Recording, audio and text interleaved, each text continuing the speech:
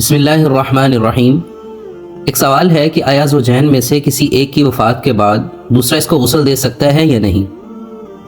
اس مسئلہ سے متعلق متعدد بار سوال بھی کیا جاتا ہے اور بعض یوٹیوبی مفتی حضرات نے اپنی کم علمی یا لا علمی کی بنا پر اس مسئلے کو مختلف اینگل سے بیان کر کے غلط دلائل دے کر متنازع بنا دیا، جس کی وجہ سے عوام الناس میں تشویش بھی پائی جاتی ہے۔ تو یاد رکھیں، اس مسئلے کے دو پہلو ہیں۔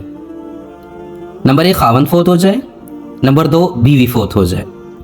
اگر خاوند فوت ہو جائے تو اس کا حکم یہ ہے کہ اگر کوئی غسل دینے والا مرد موجود نہیں ہے تو بیوہ عورت اپنے شوہر کو غسل دے سکتی ہے۔ اس کی وجہ یہ ہے کہ بیوہ عدت کے ختم ہونے تک شوہر کے نکاح میں سمجھی جاتی ہے۔ یہی وجہ ہے کہ بیوہ کو عدت کے اندر نکاح کرنا جائز نہیں ہے، اس کو حکم نہیں ہے، یا اس کو نکاح کا پیغام دینا شرعاً درست نہیں ہے۔ تو یہ عدت ختم ہونے تک اس شوہر کے نکاح میں ہی سمجھی جاتی ہے جس کی یہ عدت گزار رہی ہے۔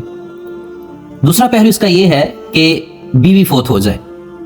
تو اگر بیوی فوت ہو جائے تو اس کا حکم یہ ہے کہ شوہر اپنی بیوی کو غسل نہیں دے سکتا، نہ ہی اس کو بنا کپڑے کے چھو سکتا ہے۔ ہاں، البتہ چہرہ دیکھ سکتا ہے، میت کے ورثاء کے ساتھ قبر میں اتار سکتا ہے اور میت کو کندھا بھی دے سکتا ہے۔ اس کی وجہ یہ ہے کہ بیوی کے فوت ہوتے ہی شرعاً اب ان کا نکاح باقی نہیں رہا اور وہ مرد فوری طور پر آزاد ہو جاتا ہے۔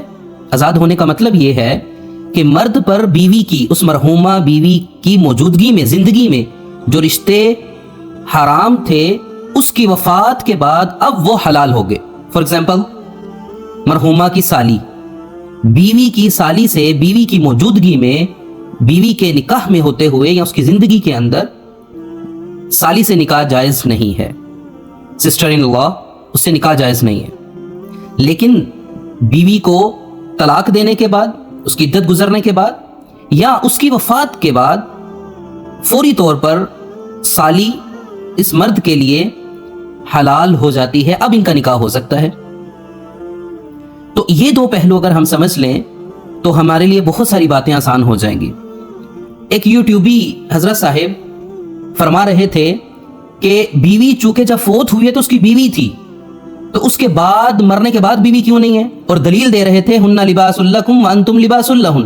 قرآن کریم کی اس آیت کو حوالہ بنا کر اپنی بات کو، اپنی غلط بات کو ثابت کرنے کی کوشش کر رہے تھے۔ تو اس چیز کو سمجھنے کی ضرورت ہے کہ سب سے پہلے تو یہ دلیل یہاں پر فٹ نہیں آتی۔ لباس دونوں ایک دوسرے کے لیے تب ہیں جب وہ حیات ہیں، ایک دوسرے کے ساتھ رہ رہے ہیں۔ یہ زندہ کے احکامات ہیں، مردہ کے احکامات نہیں ہیں۔ اور دوسری چیز اس کے اندر سمجھنے والی بات ہے کہ زندگی کے اندر احکامات اور ہوتے ہیں، وفات کے بعد انسان کے لیے بہت سارے احکامات چینج ہو جاتے ہیں۔ تو یہ جو غسل دینے والا حکم ہے یہ بھی اسی کا حصہ ہے، یہ بھی اسی کا حصہ ہے۔ یہ دلیل بالکل غلط ہے کہ جب وہ مر رہی تھی، جب فوت ہو رہی تھی، تو اس وقت اس کی بیوی تھی، تو اس وقت تک ہی تو بیوی تھی، اس کے آخری سانس تک اس کی بیوی تھی، اس کا کوئی انکار نہیں کر رہا، نہ کر سکتا ہے۔ لیکن وفات کے بعد جب وہ اس دنیا میں نہیں رہی، اب یہ مرد آزاد ہے اور مرد کی کوئی عدت نہیں ہوتی، جس کی بنا پر اب یہ فوری اگلا نکاح بھی کر سکتا ہے، اس کو شرعی طور پر اس کی اجازت ہے۔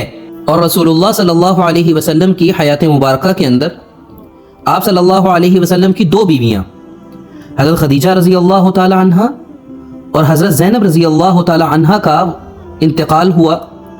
رسول اللہ صلی اللہ علیہ وسلم نے ان کو غسل نہیں دیا۔ رسول اللہ صلی اللہ علیہ وسلم کے ہوتے ہوئے کیا اور کوئی اتنا بابرکت ہے اور کوئی اس مقام تک ہے کہ وہ آپ صلی اللہ علیہ وسلم کی بیویوں کو غسل دے سکے؟ رسول اللہ صلی اللہ علیہ وسلم اگر غسل دیں کسی کو تو یہ کتنی خوش نصیبی کی بات ہے، سعادت کی بات ہے۔ لیکن رسول اللہ صلی اللہ علیہ وسلم نے اپنی دونوں بیویوں کو غسل نہیں دیا۔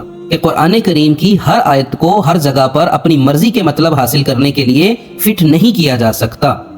اللہ رب العزت سے دعا ہے کہ اللہ تعالیٰ ایسے فتنوں سے ہماری حفاظت فرمائے اور ہمیں دین کی صحیح سمجھ نصیب فرمائے۔ واخر دعوانا ان الحمد للہ رب العالمین.